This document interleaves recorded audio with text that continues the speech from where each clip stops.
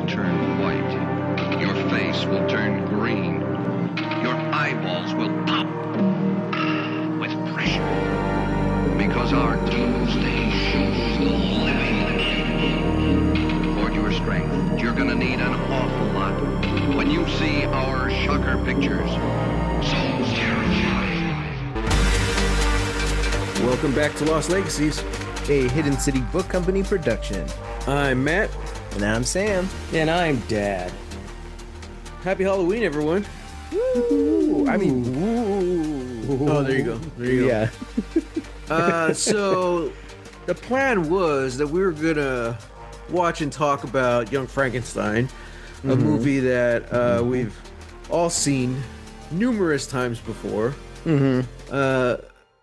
Luckily, we have seen it numerous times before because I didn't do my due diligence and I realized it's not actually streaming anywhere. So Dad and I were not able to watch it. Wow. So Sam was the only one. I'm the only one that did the homework. Wow. So, Typical. Yeah. So we're Dad and I are just winging it, you know. I think that's what we're at our best anyway. So, Oh gosh. yeah. But okay, Dad, I guess I want to start off with you because I don't even know what year did this movie come out? Oh, here we 1974. Ooh, you beat Siri. Okay. Wow. Dad, like do you remember when it came out? Like what was that like? Was it I was 15 years old. Sheesh, a freshman in high school. Okay, so like Okay. I don't remember it coming out, like being a big deal. Okay. I don't. It wasn't until I was, oh gosh, maybe 20, 21 when I discovered it. Okay. In the RTF department at SAC. So like where in Mel Brooks's career was this? Do we know that, Sam? I don't. I do know that both this and Blazing Saddles came out close together. Because he did Blazing Saddles and then he did Young Frankenstein. Yeah, they're like back to back, right? Essentially. Yeah. Right. Let me Interesting. see Okay. here. So I guess I was curious because Dad, we grew up knowing about Mel Brooks, mostly because you introduced the films to us, So Oh, don't blame that on me. so it's all your fault that we're here. Okay, but like what did you and your friends didn't really know about Mel Brooks back then, or Well, we did. We did know about him, but it was high school stuff. So, we weren't really into like movies and all that. We were Right. more into comedic albums and stuff. So it was like Richard Pryor, he had an album and we go and we Okay. buy the album and we'd play it, things like Right. that. That's what we were really into. Movies, not so much. It wasn't, like I said, it wasn't until I graduated and I'm going to junior college and I'm in the RTF department. I'm just bombarded with films and television programs and all that stuff. Okay. So Okay. that kind of fit in to like the comedy stuff that we would follow from high school. And that's how we learned about Mel Brooks and the 2,000-Year-Old Man and all those albums. So we'd sit and we'd listen to them and it was all pretty cool. And then we find out, hey, wait a minute, he made a movie? What? So it looks like right here, it's still pretty early in his career. His first movie he directed was The Producers, which, man, talk about a debut, Wow. right? Wow. Yeah. And then he did something called The 12 Chairs. Then he did both Blazing Saddles and Young Frankenstein back to back. Well, now So- you got to, as far as film goes, yeah, but he was a staff writer in the 50s for Mm-hmm. Sid Caesar, the show of shows. Okay. And he did stand up on the side. That wasn't his main deal. His main deal was writing. Okay. And that's where he met Carl Reiner. So he and Carl Reiner became best friends, and they would do these little bits at parties and cocktail party type of stuff. And I say, hey, this is pretty good. Maybe we ought to put it on an album. And that's how the Okay. 2000-year-old man got started. So Mel Brooks has done this kind of stuff, For a while. for a long time, Mm-hmm. Yeah. Okay. you know. Interesting. Yeah. So it looks like, I mean, he got his start in 1949. So, There you go. Wow. man. Yeah. So, yeah, he had a lot of writing. I didn't know he created Get Smart. Oh yeah. Oh wow. Yeah. Yeah. Yeah. Hmm. That's cool. So, okay. So, because I've just noticed, like out of all his filmography, Young Frankenstein might be the most like family friendly, Definitely. right? Definitely. Yeah. Yeah. Yeah. Yeah. So, yeah, I don't know. Well, Good, good. it's probably because Gene Wilder wrote it. Right. Mm-hmm. Yeah. So because this was Gene Wilder's idea. He wrote it, and then they were talking about, well, maybe we can get Brooks to direct it.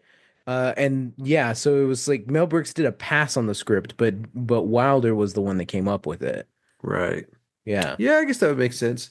I was just trying to gauge like how popular like Mel Brooks was back in the day, Mhm. especially with like the younger audiences, where you know what, and honestly now like I don't know how how much of the younger audiences are Mel Brooks fans these days, you know. Yeah. I feel like maybe it's just the crowds we hung around with, Sam, like they're typically like theater kids, comedy kids, film kids, you know? So like Yeah. they all kind of knew of Mel Brooks in some form, Yeah. Yeah. you For know? for one or another project. Yeah. Wow. So this wasn't one you would go wait at midnight for the midnight release. No. Watch the behind the scenes on my tried and true, had to pull it out of storage, my blue or not my Blu-ray. I don't think there is a Blu-ray of this. My DVD of Young Ooh. Frankenstein. Oh Uh-huh. man. And yeah, there's a it notes it both in they have like that little sleeve inside the DVD that says like, oh, like here's all the Hmm. stuff that's on the DVD. On that little sheet of paper and on the special features menu it says making of Young Frankenstein, 36 minutes. And I'm like, okay, perfect, this is what I'm gonna do for 36 minutes. I'm gonna Yeah. watch the making of Young Frankenstein. And they said, yeah, like this came out the 1-2 punch of Blazing Saddles and Young Frankenstein is Hmm. what propelled Mel Brooks into the movies. Right. Yeah, and they released it, Young Frankenstein. It was during like December of Mm. 1974. They're like, man, there's a lot of heavy hitters, like coming out this year. It's Just some in time steep for competition. Christmas. Yeah, just in time for Christmas. Wow. Yeah. Hmm. Man. I don't know why, but this movie isn't streaming anywhere, and I found a lot of people online talking about it, you Yeah. know.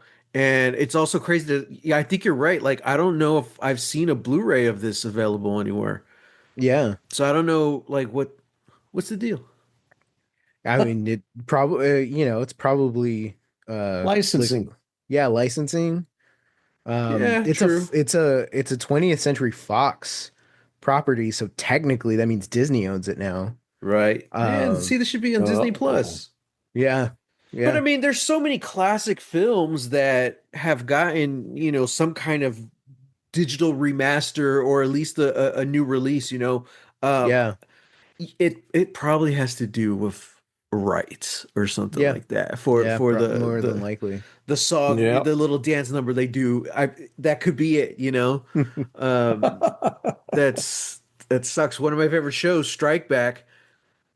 I was wondering the other day, like, man, how come this isn't streaming anywhere anymore? Like after it ended, it got wiped from the internet.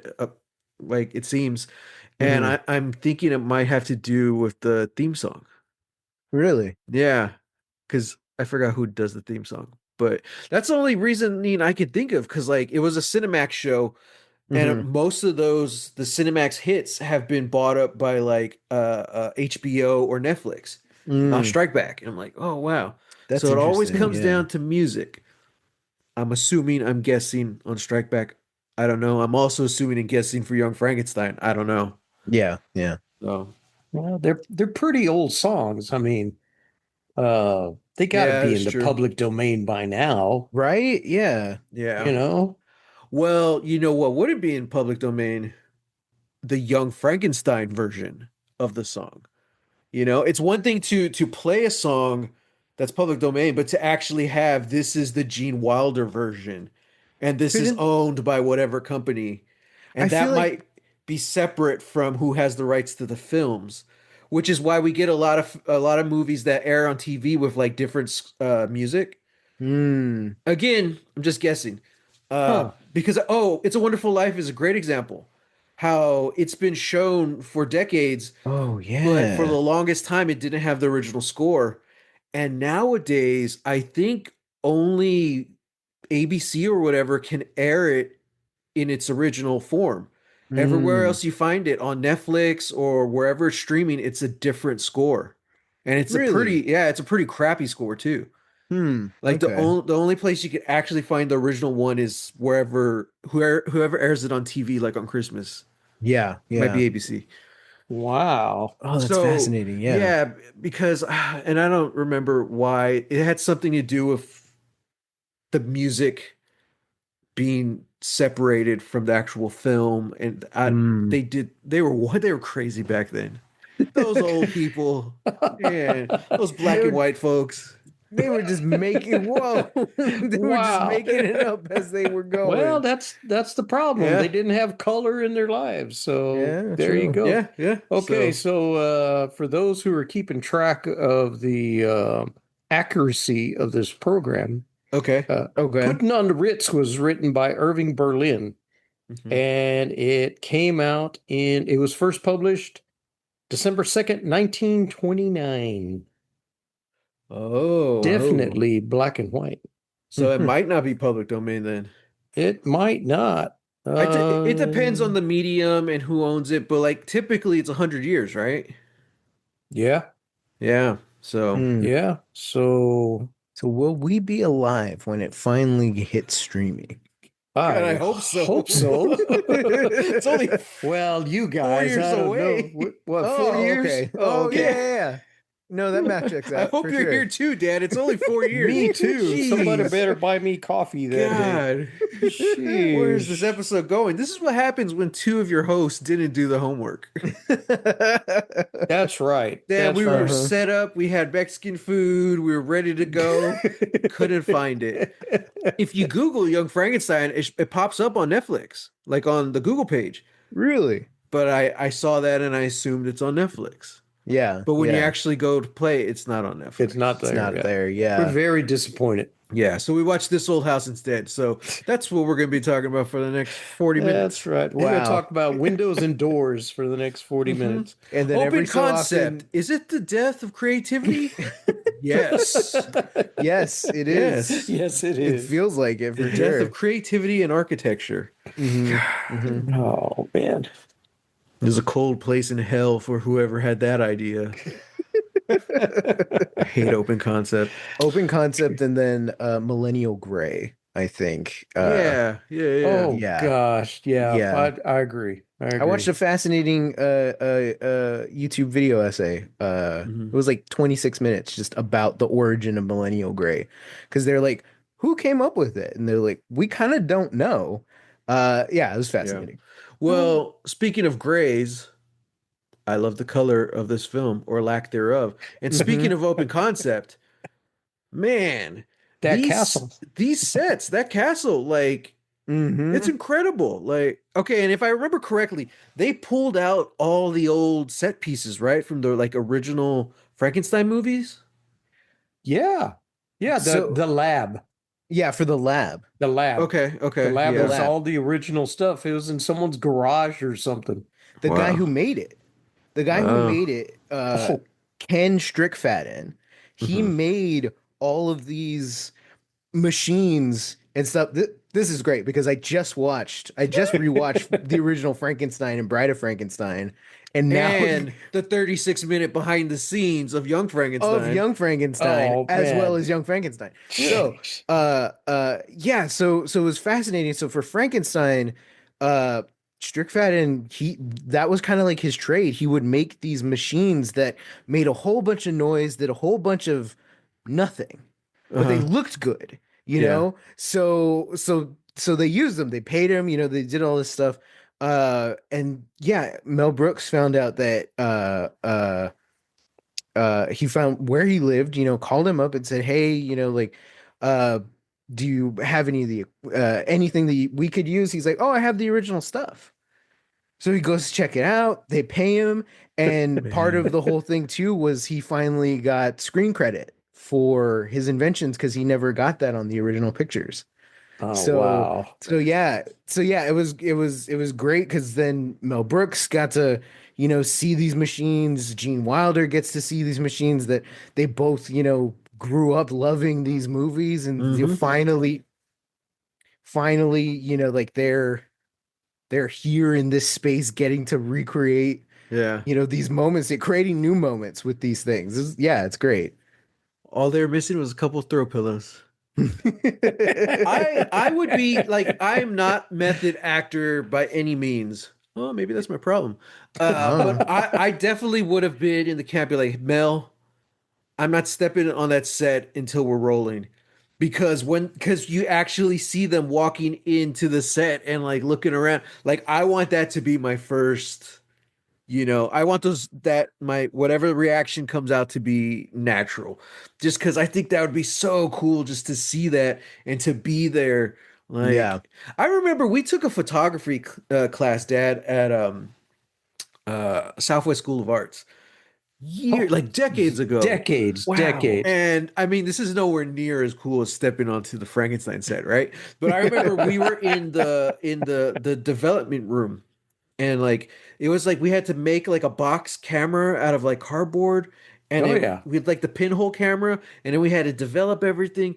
So we were in there watching, and everything was like this dark reddish orange color. Mhm. And I don't know, for me who was super young, I had never been in a room like that. It was always lights on or lights off, not this weird tint. And all I could think of, wow, this is what the Power Rangers must feel like. Because every time they're going on these crazy fights, it's always like a color filter, you know? And I'm like, and I remember telling Dad, and Dad's like, shh, pay attention. But Dad, like, whoa. So if that Wow. was me then, who knows what would happen when I step out onto the Frankenstein set? Oh my Mhm. gosh. Wow, this is what the Power Rangers must feel like. That's right. Exactly, That's exactly. right. So speaking of reusing sets, Sam's the one who educated me on this, but I just saw like a whole video on it on Instagram the other day. Uh, when they made Dracula, they also made Spanish Dracula. Mhm. Sam, would you like to tell Oh. this story? Sure. So way back in the day, uh, Universal Universal and like a couple of other of the studios, uh, they would make the exact same movie, uh, probably multiple times, but at least twice, Mhm. because there was one that was in English that was for their American audience, for their American theaters, and then there was another print that was the exact same script, the exact same sets, but with a completely different cast, all speaking in their original languages. So like German or French, in this case, Spanish. Mhm. They made the movie Dracula twice with an entire Spanish crew, except for the director who was a white guy who only spoke English and had to have a translator. Mhm. Um, but yeah, like so it was this fascinating thing where like during the day the English crew would come in, they'd film, they'd start cutting the dailies, and then they leave. The Spanish crew would come in, watch their dailies, and say, well, we can do better than that. Let's do better than that. The director too was also like, no, like they've got like they're not moving the camera. I want to move the camera. I want to be in the space. So he would, have the crew move the camera. And yeah, like so they effectively remade Dracula. That's also, I didn't know this. They added a almost like half an hour of footage Mm-hmm. just to like just with like the takes they were doing. They were more verbose, they there was more feeling going on in them, and there's something else in it. I can't describe it, but yeah, like there's just this energy that goes into the movie that you're like, wow, this is great. Yeah. Yeah, the video Yeah. was saying how like the Spanish one is like 20 plus minutes longer. Yeah. And it was showing some of like the same scenes and how they were shot differently. And I Hmm. don't know if the director had a job as a crew on Dracula or not, but he was on set every day. So he would see how they did it. And then he would be like, no, let's try it this way. And sure enough, when you're watching the scenes, a lot more movement, Hmm. when, the camera kind of pulls around and you see Lon Chaney just on the staircase. In Spanish Bela one. Lugosi. Oh, I'm sorry. I'm sorry. Yes, yes. Different I'm movie. confusing Wolfman here. Bela Lugosi. You kind of just see him just like pop into frame. It's like, okay, cool. When the Spanish one, no, you see the camera like slide in, pan up, and he's standing on top of the staircase with like, what Hmm. is it, like a spider web Yeah, behind it's like him? a Yeah. giant spider Yeah. web behind Yeah, him. and I'm just Yeah. like, dude, that's incredible. There's also they didn't, for some reason, in the English version they didn't want to show Bela like getting out of the coffin. So Hmm. there's the scene where he like, you're in the crypt, he raises the coffin lid, and then it cuts to like something else, and then it cuts back and he's out of the coffin and he's there, with his piercing eyes. Hmm. And then in the Spanish version they're like, no, we're just going to do this all in one shot. So they Yeah. have the camera, they show the coffin lid, the lid goes up toward the camera, and there's all this light and fog starts emanating out of it, and then their Dracula, Carlos Villarias, he just slowly rises out of it, and I'm like, oh man, this is great. This is so Man. good. Man. So the internet, and of course, everything on the internet is true. Uh-huh. It says that the Spanish version is considered superior to the English version because of the dramatic camera work and extended scenes. Yeah. Hmm. That's Man. awesome. Okay, That's so yeah, I like the critics on that one. that's my viewpoint too. It's like it's a really good movie. I'm more apt to watch the Spanish version because I think I've just seen the original version so many times. And I'm like, yeah, okay, like sure. The only real thing that I that makes the original version excel, uh and it's pretty big. It's Bela Lugosi, Yeah. He makes that movie, Yeah. Hmm. Yeah. and especially, you see the behind the scenes, you read accounts where like nobody took it seriously. None of the actors were really taking it very seriously except for Bela, Hmm. because he played Dracula in the stage version. When they were casting the movie, the head of the studio wrote a missive that just said not interested in Bela. Hmm. Nobody wanted him. Hmm. And then finally, once they like all the other actors, that they wanted, like they either passed or they didn't want to do it. Finally, they agreed to meet with Bela, and he agreed to do the movie at like a quarter of the day rate, or a quarter of the salary that even I think like the fourth build guy was gonna get, Hmm. because he wanted it that badly. So, yeah. Wow. And then that's history. Yeah. That's Wow. so cool, Yeah. man. Ah, the history of cinema via horror. I think maybe next year we're gonna have to do a versus Dracula versus El Dracula. There's a couple of movies like that I want to do, you know. Yeah, We do a little head to head, that mano would. e mano. Yeah, that would be fun. Yeah, that'd be cool. So, uh, apparently they're working on a TV show of Young Frankenstein. Really? Younger Frankenstein, I believe it's called. I Okay. it's Mel Brooks produced.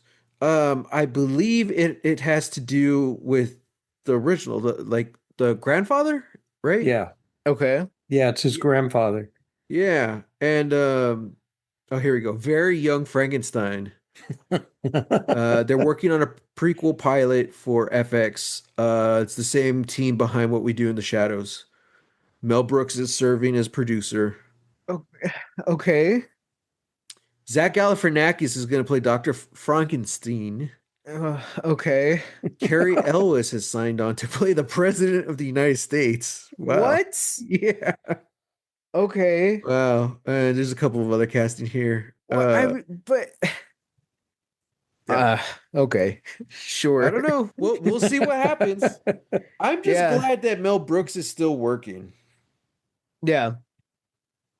They're also Yeah. making the Spaceballs sequel, so Hmm. yeah.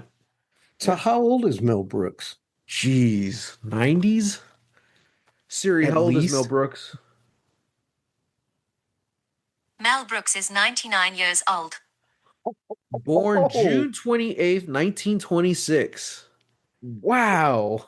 He's almost public domain. Wow.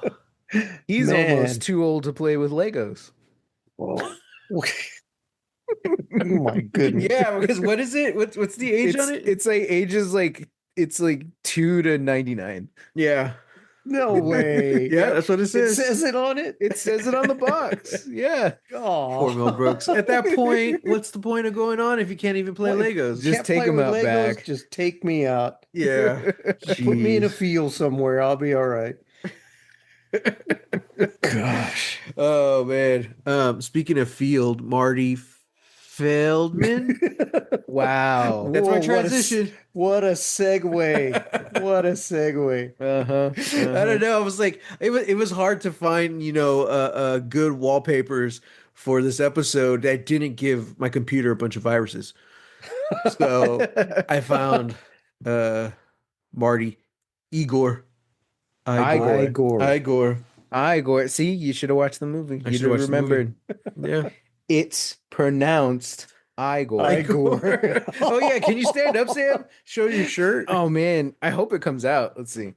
Well, Oh god. oh no. Oh, he's fading in and out. There it is. It's the same of your background. I know. That was an accident, by the way. That was an So, accident, yeah. Yeah. Crazy. Oh, that's funny.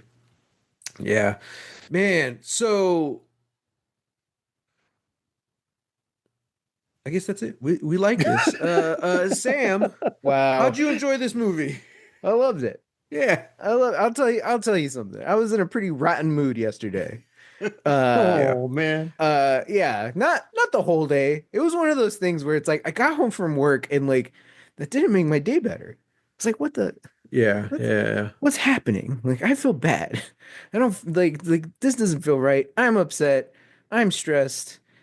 So before putting on the movie, because I could tell, I was like, if I put on this movie now, I know I'm just gonna be picking it apart. I'm gonna hate it, and then the episode's gonna be ruined. And then you guys said that you weren't gonna watch it; you're just gonna wing it. I'm like, great. All right, now it falls on me. So I decided for the next 36 minutes, I'm gonna watch this behind the scenes, and it put me in the mood. I was like, Oh, hey, Nice. this was That's nice. nice. That's This was nice. nice. This was nice knowing all these little things. And then I was like, okay, now I'm ready.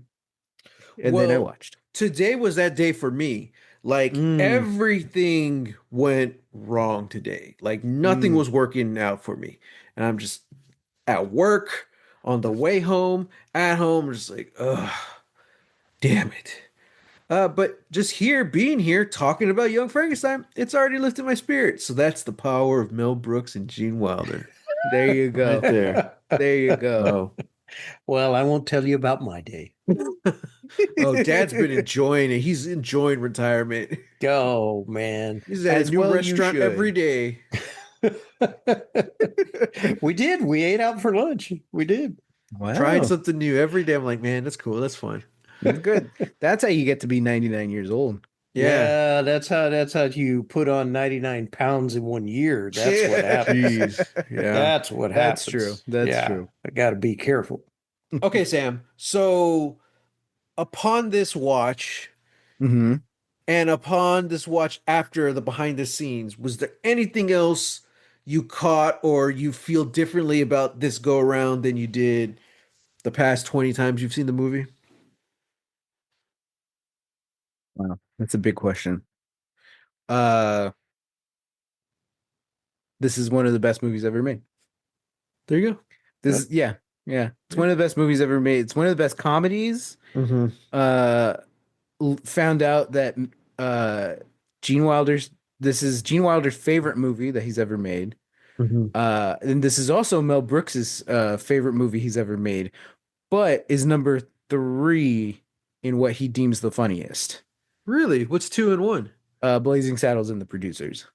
Oh, wow. Okay. Mm. So Yeah. he's progressively got it worse as his career has gone on. Yeah, I think so. Oh, wow. Okay. Wow, started strong and just goes downhill Yeah, from just there. downhill from there. Yeah, Wow. yeah. Wow. Oh man.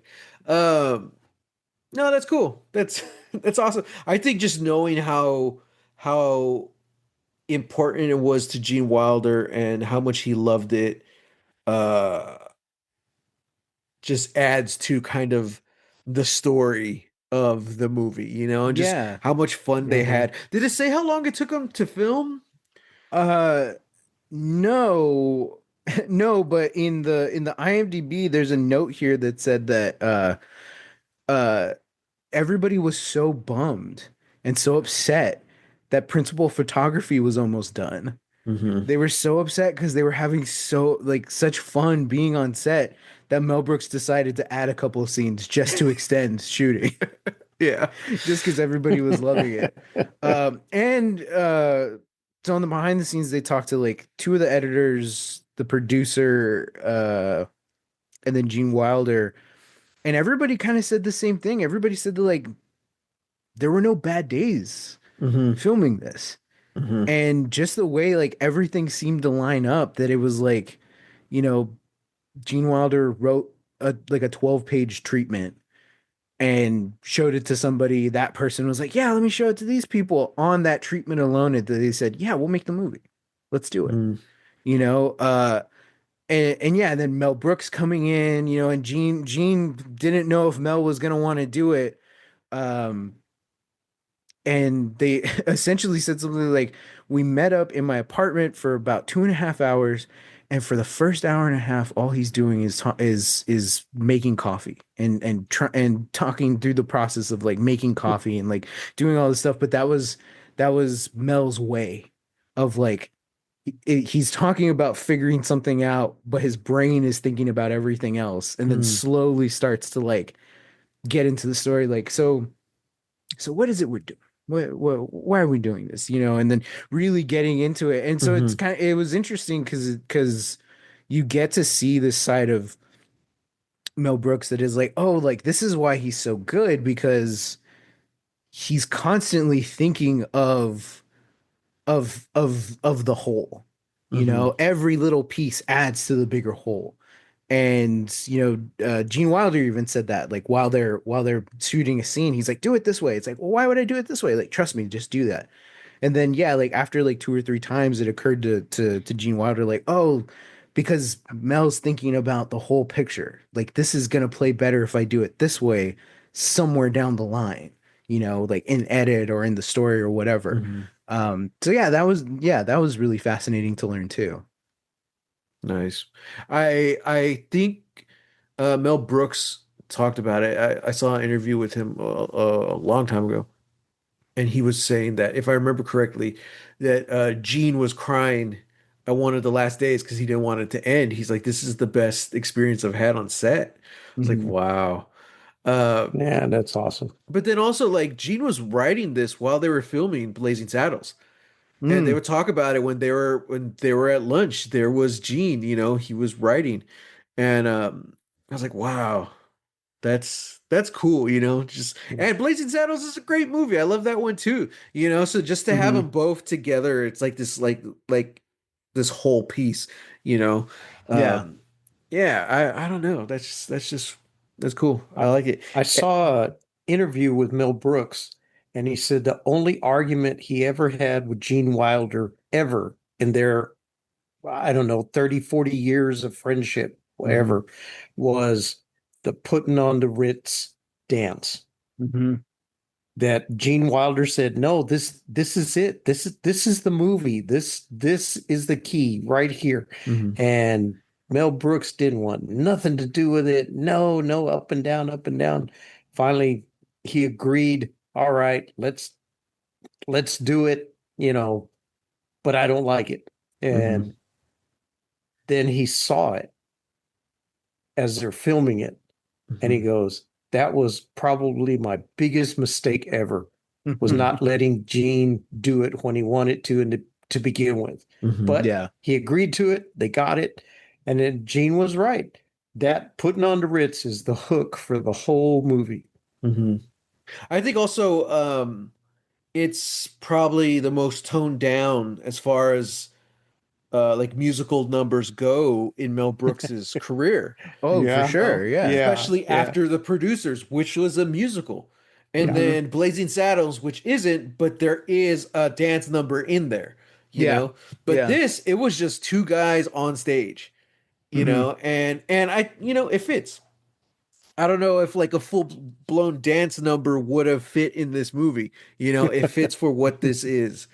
I And mean, we've never seen the Broadway musical production, so that's maybe that true. is what it's missing. Yeah, there is a Broadway version of this, which I would Hmm. love to see. Oh man. So, When's he coming to town? Let's go. right? I think it's been here before. I don't know. Yeah, Has it? No. maybe. Really? I feel like we would have wanted to see it. We would have talked about it. Yeah. Yeah, I know. Yeah. Same thing with Spam a lot. I always wanted to see Spam a lot. yeah. So in like my first year in community college that I started studying theater, and this was like I don't even know if I was like decided yet. Like, yeah, I want to be an actor. We had to make posters for a Broadway show, just a unique poster.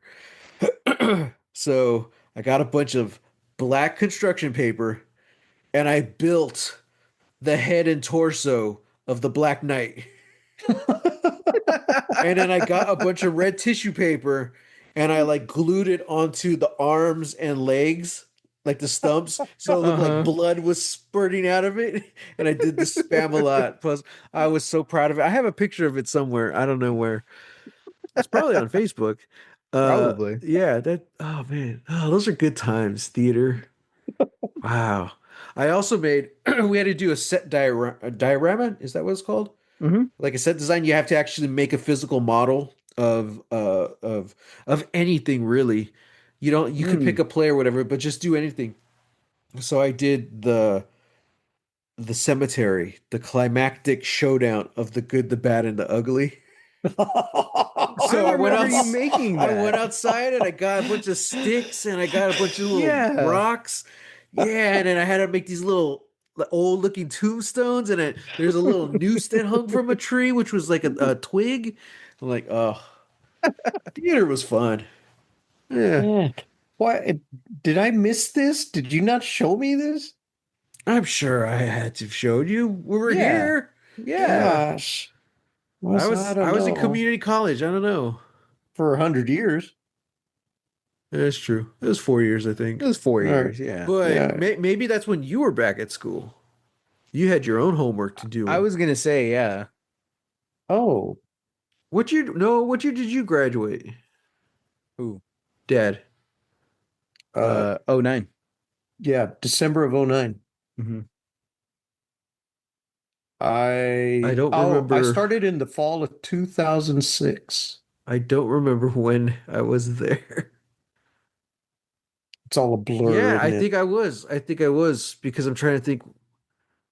I graduated 2012, so I moved to Corpus like in 2010. So yeah, It would have been the same time. See, you're so busy with your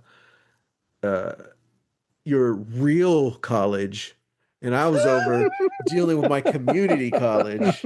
So yeah, you were actually It's all real, okay? studying and doing homework, and I was playing with sticks and glue and tissue paper.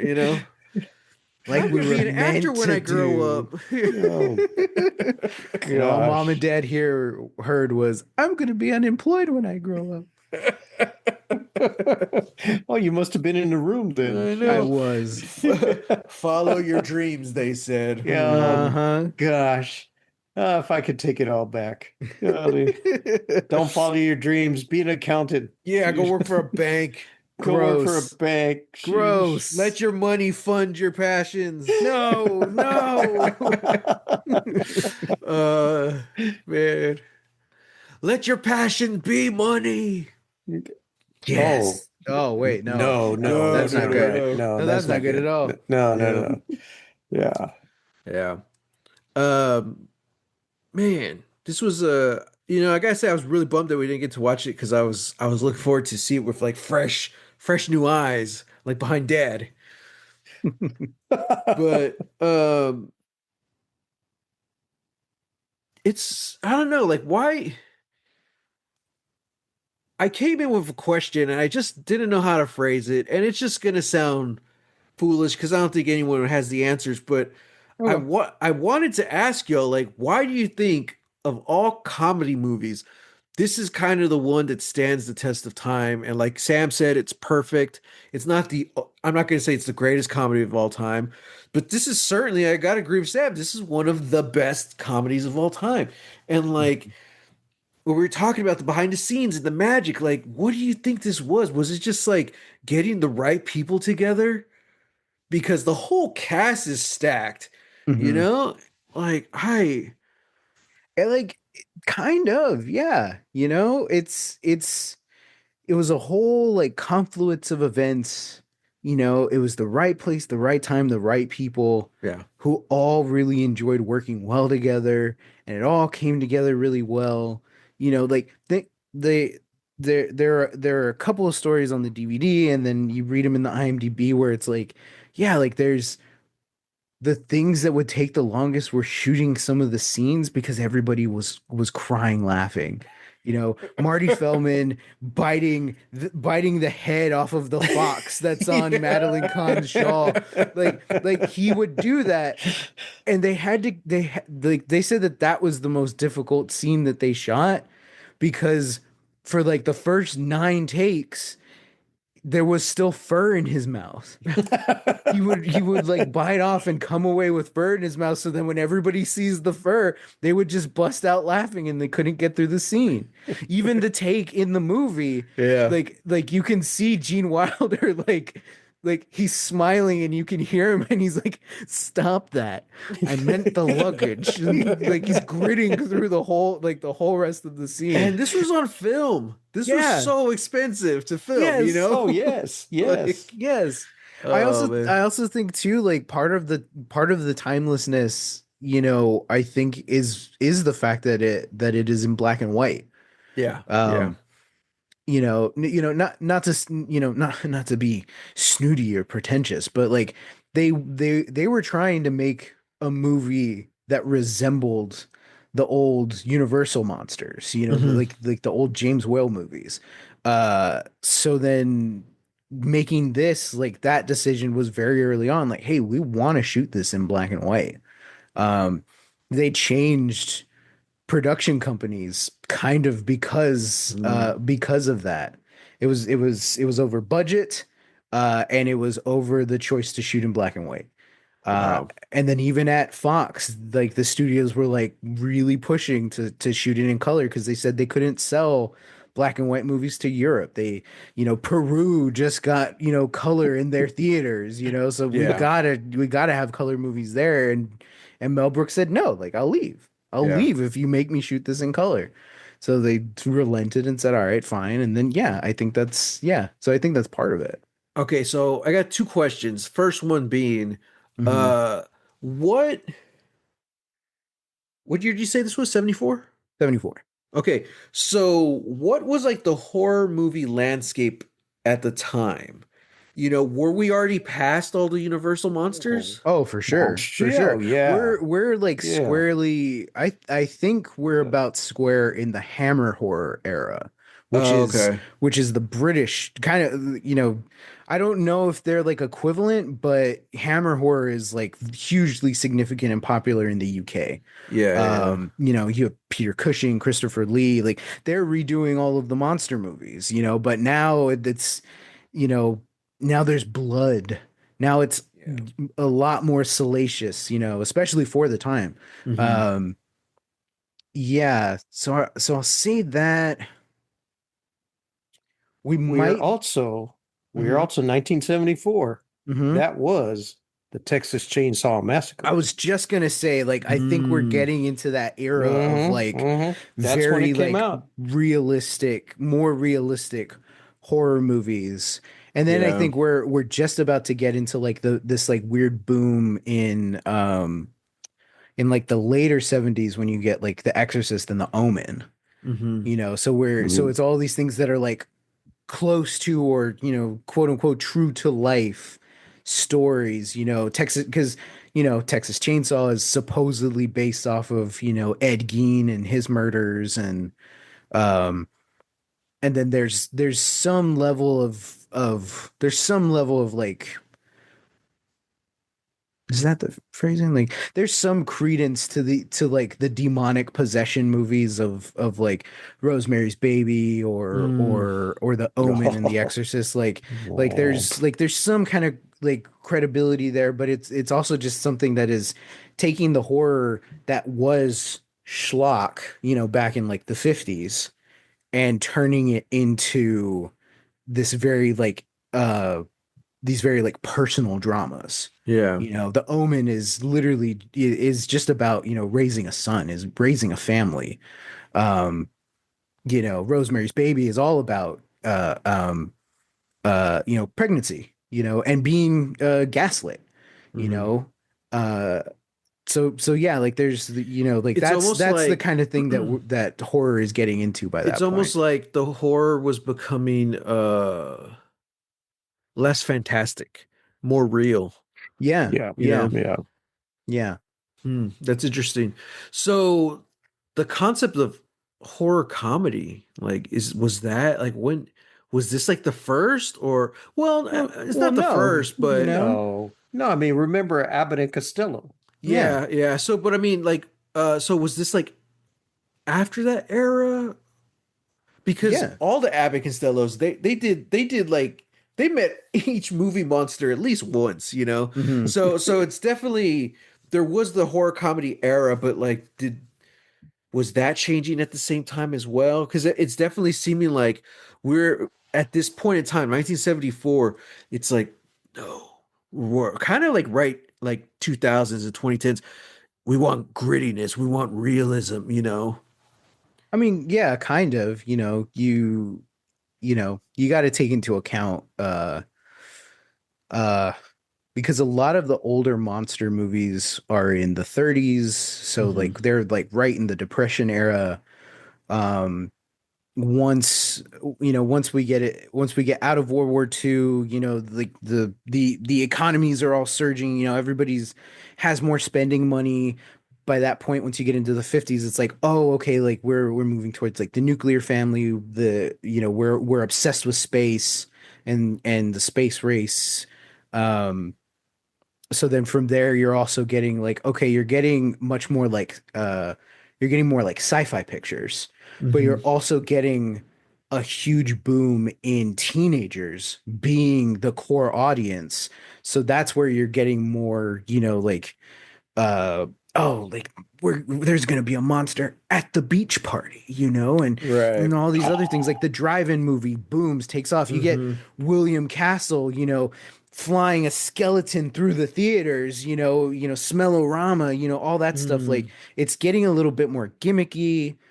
You still have, these like very, well-trained actors, like, essentially like, slouching to do the material. Even, like even Vincent Price, even though he never Yeah. slouched to the material, But you can't deny that when you're watching The Tingler, you're like, that's just the thing that's being pulled on a string. Like, come on. But Vincent Price is like, this is real. This is crazy. Yeah.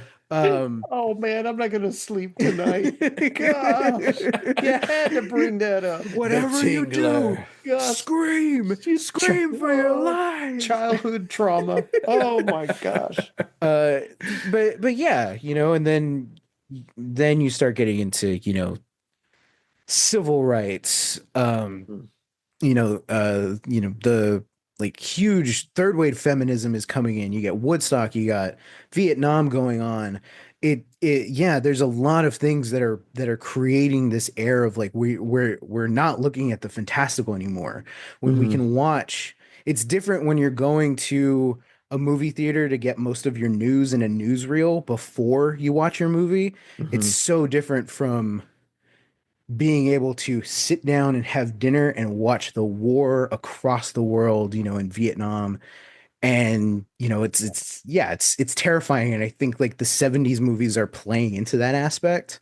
Mhm. Um, so yeah, like and as far as comedy go, I know less history about comedy movies than anything, but I feel like there is this certain you can kind of follow the trend like horror and comedy. I feel like they're kind of moving in tandem with each other, like if one is getting more fantastical, the other is getting more zany. Mhm. And so I think like with the 70s, I think we're kind of seeing a more like down to earth comedy. I feel like that's where really the rom-com starts to come in, where it's like, hey, this is going to double as like a romance, but we're also going to have, some comedy like going on at Yeah. the same time. Hmm. Interesting. Yeah, I was just trying kind of curious to see like okay, so this like do we think this was a like nostalgic kind of picture when it came out, you know? Yeah, Maybe to a certain extent. yeah, to Yeah, a certain extent, Hmm. yeah. I think the real thing is that they were like they were spoofing the old Frankenstein movies, Right. but I think what helps them in this case is that they decided to also tell their own Frankenstein story, Right. to keep going forward and to treat it as real, like as real as possible or as connected to the canon, however loosely it's connected, you Hmm. know, but it is genuinely its own Frankenstein movie. Right. And yeah, I think that helps it a lot, where they're lovingly making fun of this thing that they grew up, Hmm. afraid of. I just love how it's a spoof, but I mean, you just said it. They just made their own Frankenstein. Hmm. It's like it's the jokes that are funny, but Hmm. they're treating the concept and the premise seriously, Yeah, yeah. and to me that's awesome. It was kind of the same way with Abbott and Costello meet Frankenstein. Oh Uh, yeah, yeah, uh, like they're playing it for real. They just added the laughs. It's never in a way that takes away the quote unquote terror side of it. You know, yeah, yeah. Like Lon Chaney is in his own horror movie and then has to right? show up, and there's Lou Costello being like, "Hey man, yeah, I get it. I turned into a wolf myself too. You I, know what I I mean?" I wish we had something like that today. An example like Yeah, the example I used was as like, oh, it's like Key and Peele, sticking Key and Peele in a Saw movie or something, yeah.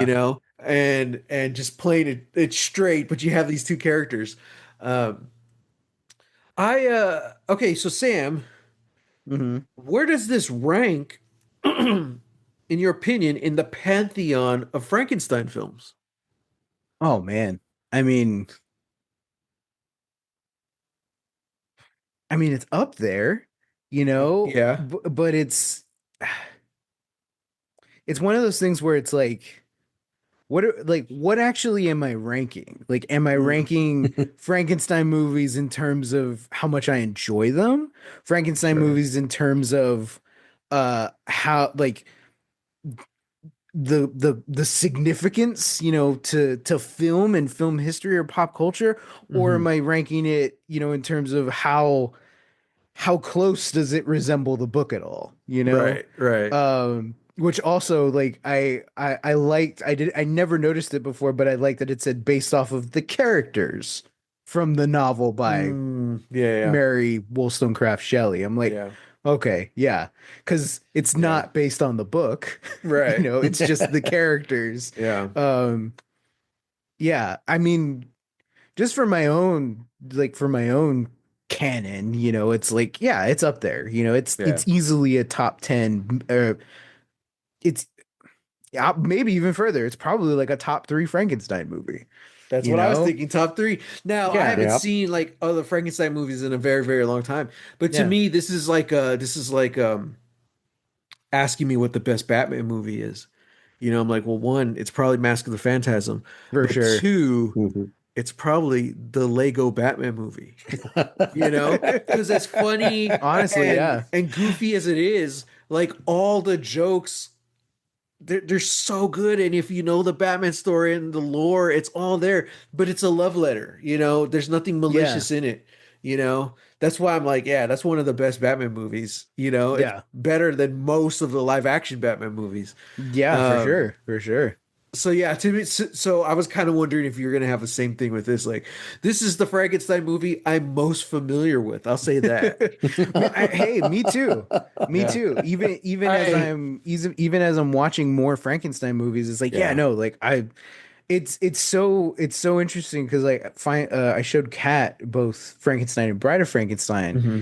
and in Bride of Frankenstein, they have the blind hermit. They Hmm. have the blind hermit scene, like, Yeah. he's just out there. He's the one who's playing this violin music, and the Right. creature, comes in, and he teaches him how to speak. And they even have the scene where he shows him the cigars, like, smoke, it's good, good try. And then you have Boris Karloff going, good, good. It's Hmm. like but they're parodying it in this with Gene Yeah. Hackman. He's lighting his thumb on fire, but it's all from a place of love. Hmm. And so, yeah, like, Cat is kind of working backwards from there, would just be like, wait, they do that in Young Yeah. Frankenstein. Yeah. It's like crazy. Yeah, so we're having to pause because we're laughing during this. Like, this is supposed to be a horror movie, This is but we're dramatic, laughing. guys. This is serious. Yeah. Lives are at stake. I was gonna wear my Bride of Frankenstein t-shirt, but Mm, it's hot. It's a thick shirt. I put it on and I'm like, geez, this is heavy. So we got Hello Kitty twice this season. nice. I wore it on one of the other reviews. But also, this was not the shirt I wanted, but it's the only Halloween shirt that fit me at Walmart. So I was like, all right, it glows in the dark. Hey, there you go. So, Fun. did they say in the behind the scenes, or do y'all know, like, what was Gene Wilder's like motivation? Like, why this? Why did he put everything into this? Ooh. No, no, Is like, is the character of the creature kind of like the character of Gene Wilder? It's who no, everyone No. sees him as, but no. it's not really who he is. I think he truly just had the idea. He said it somewhere. It was like Young Frankenstein, Hmm. and he wrote that down. And I Hmm. think it was just like as a sketch, or like just as an idea. Like, well, what Yeah. would happen? Like, what would happen if there was like a young version of, like a modern or just a younger version of Right. Frankenstein, and then just started writing it down. And then Yeah. that's kind of where it went from Because I there. think also when you think about the story of Frankenstein and like all the tropes throughout the history, it really Mhm. gets misconstrued, and it wasn't Oh, like for we sure. we read Frankenstein in school. Did y'all read it in school? Uh, I read it in college. Oh, you Yeah. must have been AP. Us normal plebeians, Yeah. we got to read it. You're off reading, I don't know, Great Well, Expectations or something, and I'm over here reading Frankenstein. actually, yeah, I did. So, I hate that so, book. I hate that book. well, your expectations were too great. There So, you go. It's in the yeah, title. you got to lower the bar to Frankenstein. Um, No, you've got to elevate the bar to there you go. Frankenstein. There you Ah, go. there you go. So yeah, no, I absolutely loved reading this book. Hmm. And uh, it's kind of funny now looking back because, of course, people got to get political these days, but I had the same realization like, wait a second, Dr. Frankenstein's the bad guy. Oh man, Yeah. Yes. Yes. that might have even been middle school. I don't remember. But Mm, uh yeah, like to realize that the creature is one not named Frankenstein, it's the doctor, and also that the creature is the victim here, mhm. before it was woke or whatever these politicians are saying. Um, yeah, so I'm just really again, because I'm not too familiar with the history of the horror films and the history of Frankenstein films, that like Mhm. this movie captured the original spirit of the novel, and how, yeah, the monster is the victim. Frankenstein is the mad scientist. They really kind of Yeah. like get into that.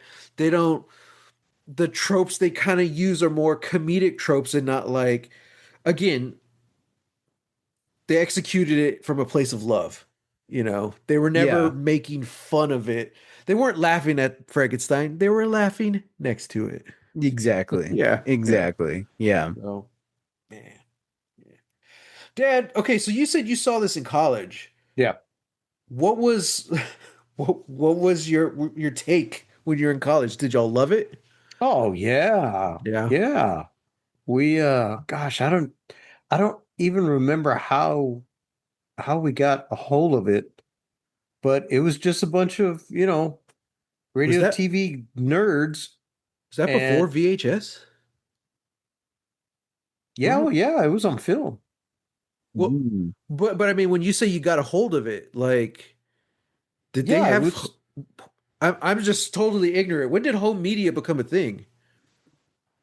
Home media, that was like Oh that. I gosh. mean, probably like late 70s and in the 80s. Yeah. You Okay, know, because Yeah. like so Laserdisc, I feel like was the big thing that like brought oh movies into the home. Oh yeah. But they're like a huge, like they're yeah. they're a huge thing. So Did you when ever have that, Dad? VHS, showed up, No. yeah. Did you No. ever have a laser? No. No, it's too expensive.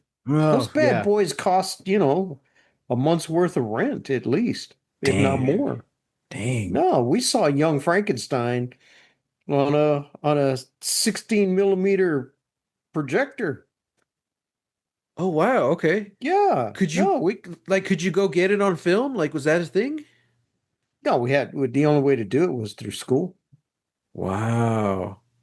No, That's we were, we were, a liberal arts school, and hey, we Mhm. want to see this movie. Oh, okay, yeah. Hmm. That's We got to see a cool. bunch of little things like that. But yeah, no, it was on a Wow. projector. I That's remember it had the cool. little flutter Yeah, yeah. and Did all you have that to kind of. change the reel or by Yeah, then? yeah, it was Oh, two okay. reels. It was two Okay. reels. Yeah, yeah. So Man. if you remember, there's an intermission. There is an intermission. I remember that. Hmm. Didn't didn't did the VHS had that, right? I think so.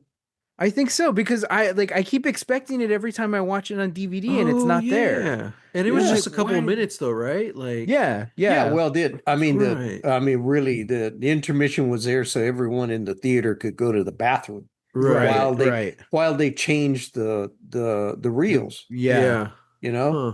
and that's what it Oh was there man. for. But We yeah, gotta bring that back. it was a no, I know.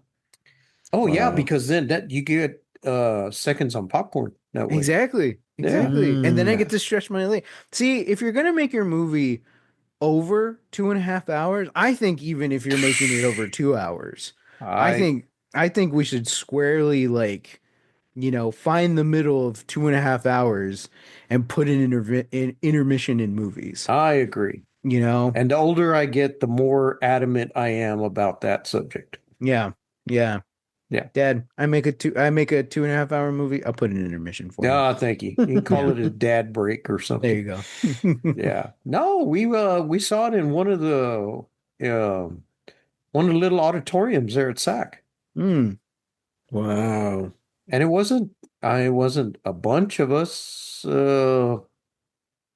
20, 30 kids. We got to see Dang. it. Okay. Oh man, it was hilarious. We were screaming and roaring with laughter, you know? And if I That's funny. remember right, if I remember right, I was late for work because I went and I saw the movie. There we go. There you go. You got to have Beautiful. priorities, Beautiful. and yeah, and no, it was great. Your all your film and TV geek friends are there, and we're Mhm. watching Mel Brooks's masterpiece. I don't know, but it's up there, and we're just like I said, we're screaming with laughter, and a lot of people were just like me; they had never seen it before. Yeah.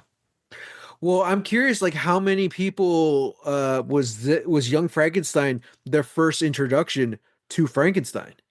Especially as kids. Oh, Man. not for me. Not for me because we used to they used to run movies on Saturdays, local Mhm. television. Hmm. Okay. So you had three stations, right? Hmm. All three would throw in a movie like on Saturday, especially like when there was no real sports going on, Mhm. Yeah. you know? And so this we're the late 60s, early 70s, stuff like that. We only had uh three networks plus PBS. That was it. Mhm. They would put movies on. And I saw on television, I saw Frankenstein Mhm. with a bunch of commercials. Hmm. I saw Yeah. Dracula with a bunch of commercials and all this Yeah. stuff. I saw it. So then when the opportunity came, when I'm, at SAC to see a movie without commercials, it's like, oh yeah. It's like it has a whole different take when you see it in a theater than when you Mhm. do on TV, Hmm. you know? Dracula coming down the staircase. Oh man. On this huge gigantic screen. It's Mhm. like, hey, this is creepy. I don't remember feeling this way at home, Yeah. watching it on TV in the middle of the day. Yeah. Because then it doesn't just immediately cut to new coat. You're like, oh god. So Yeah, yeah, that's okay. Yeah, that makes sense. I think Frankenstein's one of those characters. It's kind of like Batman. Just everyone kind of just knows. It's just out there. Like Kind of, yeah. I kind of feel yeah. like it would be easier now for kids to like Young Frankenstein be what introduces them because where are they going to find the original movies streaming somewhere? And that means Yeah. okay. Hey, we can't find this Well, one streaming. well, Yeah, no, yeah, I know. yeah. I mean, honestly, no. If anything, they're more apt to run into, the original movies because those for like Peacock has those. Mm, They like they'll switch, yeah. like they'll switch out, every couple of months or so, but for the longest time Peacock had all of the old monster movies on there. Sure. I'm just thinking like as far as the generations come because like those are old movies, but I mean we're Yeah. talking about kids these days where like Iron Man 1 is an old movie? Yeah. So it's like Yeah. I kind of we need to just talk to our little cousins because they range from like a couple of years to like almost teens, you know? Hmm. And I wonder like when did you learn about Frankenstein? You know? Yeah. Did your dad tell you? Was it just something you saw on TV? I think also when it comes to the monsters, they're everywhere, especially at Halloween. I think probably your first introduction to one of those characters will be like just someone in costume or a little like animated character they don't even name. Like, what's that? Oh, that's a mummy. Yeah. Well, what's a Yeah. mummy? Oh, well, let me tell you. Hmm. Something like that. Well, it's like those little like villages that you see at Michael's or whatever, and they'll have a little figuring Sure. outside a Yeah. door. Yeah. It's like Frank's convenience store or something, and it's Yeah. just Frankenstein out there. Yeah. Yeah. Oh, Yeah. but you got to remember, okay, those little ones, they're they're growing up with like the worst cartoons ever. I mean, horrible cartoons, all right? Well, Not yeah. not smart ones like what I grew up with and Well, what you all had, you know. into the fence, I will say it depends where you go or where you look at. Because, like, if they're watching YouTube, they're going to find a lot of crap. But Yeah. there's a lot of stuff out there right now that like is a I don't know how much it appeals to the kids, but the parents like it. They're like, wow, like Bluey. Like, oh my God, Yeah. everybody loves Bluey of all Yeah. ages. You know, the parents, they're like, no, it's not time for bed. We're gonna watch another episode of Bluey. I'm like, I feel like there's a lot of examples of that. Whereas I feel like we didn't really have a lot of that growing up. Our version was What? like Batman animated series. Like, oh, this is made for kids, but adults love it too. You know what I mean? I mean, I In the mean, Animaniacs. we were talking about this at work earlier today, but like anything on like Kids One Saturday Morning, Sure. you had Yeah. stuff like Doug or Recess Mhm. that I feel like, like that kind of fit the bill too, Yeah. Um, I mean, it kind of depends, even in our Mhm. day, we had shows that were crap that Yeah. weren't good for us. Yeah. You know, I think just now the quantity is so much more, because like we had the same 6 shows every Saturday.